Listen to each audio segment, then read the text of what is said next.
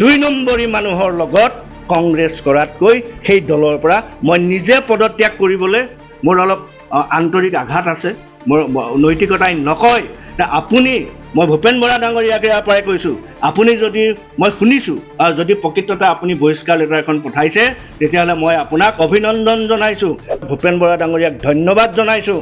আপোনালোকৰ নিচিনা দুমুখীয়া কংগ্ৰেছ নেতাৰ লগত প্ৰদীপ বৰুৱাই পাৰ্টিৰ কাম নকৰে। আপুনি বিজেপি এজিপিৰ লগত এলায়েন্স কৰি পেলাই আপুনি কংগ্ৰেছৰ বিষয়বাব লৈ চলি থাকক, আপুনি কংগ্ৰেছৰ পৰা বাহ পাব। PCCয়ে সঁচাই মোক বহিষ্কাৰ কৰিছে, মই আপোনালোকৰ জৰিয়তে মই ভূপেন বৰা ডাঙৰীয়াক ধন্যবাদ জনাইছোঁ যে দুই নম্বৰী মানুহৰ লগত কংগ্ৰেছ কৰাতকৈ সেই দলৰ পৰা মই নিজে পদত্যাগ কৰিবলৈ মোৰ অলপ আন্তৰিক আঘাত আছে, মোৰ নৈতিকতাই নকয়।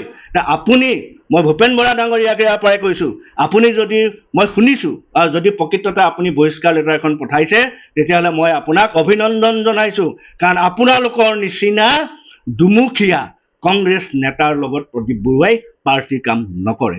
আৰু আজি মই আনন্দিত হৈছোঁ শুনি পেলাই। এতিয়া কংগ্ৰেছত হ'ল কি, আপুনি নিষ্ঠাৰে কংগ্ৰেছ কৰক, আপুনি বহিষ্কাৰ হ'ব। আপুনি বিজেপি এজিপিৰ লগত এলায়েন্স কৰি পেলাই আপুনি কংগ্ৰেছৰ বিষয়বাব লৈ চলি থাকক, আপুনি কংগ্ৰেছৰ পৰা বাহ পাব। গতিকে মই প্ৰদীপ বৰুৱা, মই আমাৰ শ্ৰদ্ধাৰ হিতেশ্বৰ শইকীয়া ছাৰ যেতিয়া 91ত চিফ মিনিষ্টাৰ হ'ল, 90 চনৰ পৰা মই সক্ৰিয়ভাৱে কংগ্ৰেছ কৰি আছোঁ। আলফাৰ ভাবুকি, ছাত্ৰ সন্থাৰ ভাবুকি, ইমান ভাবুকিৰ মাজতো আমি বিচলিত হোৱা নাই।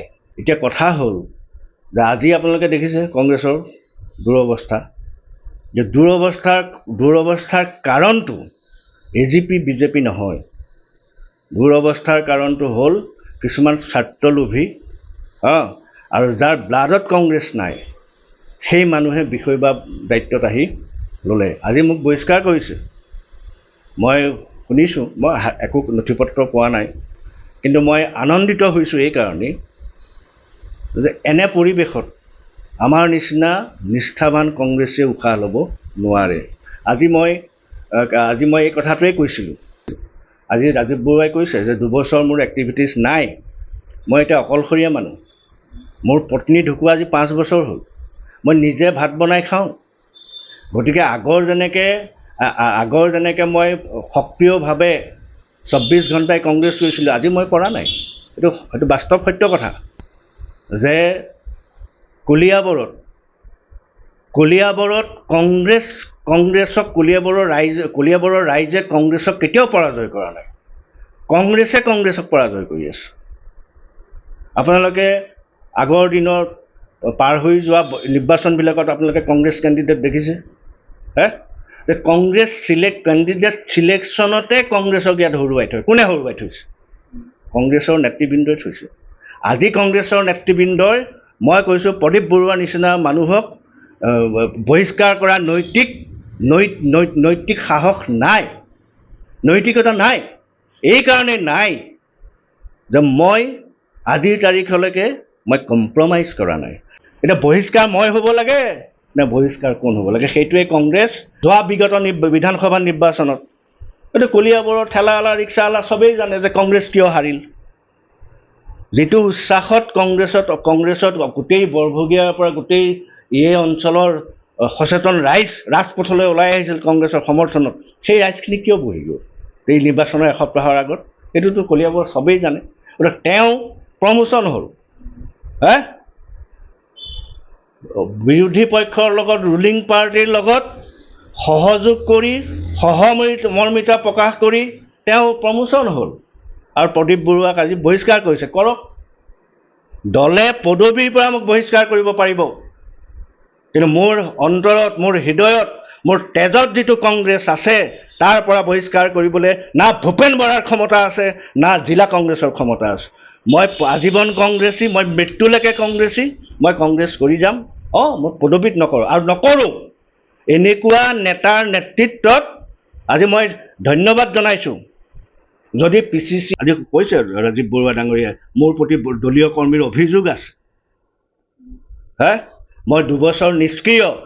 মই 2 বছৰ নিষ্ক্ৰিয়, মই ভূপেন বৰা ডাঙৰীয়ালৈ, সভাপতি মহোদয়লৈ মই পত্ৰ প্ৰেৰণ কৰা আছে।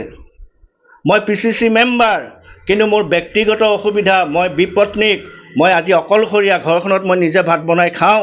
গতিকে মই দলৰ পদবীত থাকি নৈতিকতাৰে নিষ্ঠাৰে দলৰ পদবীৰ দায়িত্ব পালন কৰিব নোৱাৰাটো অপৰাধ। সেই অপৰাধ মই নকৰোঁ।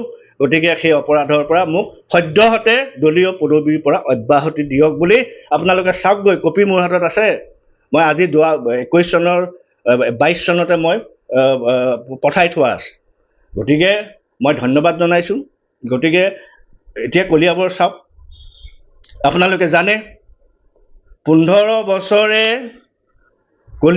অসমত কংগ্ৰেছ চৰকাৰ থকা অৱস্থাত আজি যিখিনি কংগ্ৰেছ কৰ্মী উশাহ লৈ আছে, উশাহ লৈ জীয়াই আছে, ঘৰৰ তামোল বেছি, ঘৰৰ ধান বেছি, আপোনাৰ পেঞ্চনৰ পইচাৰে দলীয় কাম কাজ কৰি আছে আজিও। কিন্তু 15 বছৰে কলিয়াবৰত কংগ্ৰেছ কৰ্মীয়ে কি পালে?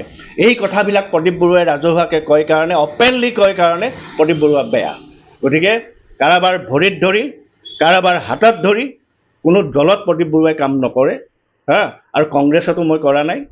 মই নিজৰ বিবেক বিবেচনাৰে মই কাম কৰোঁ, আৰু আজিলৈকে সুস্থ জ্ঞানে স্বজ্ঞানে মই দলৰ 1% মই প্ৰিন্সিপল মই ব্ৰেক কৰা নাই।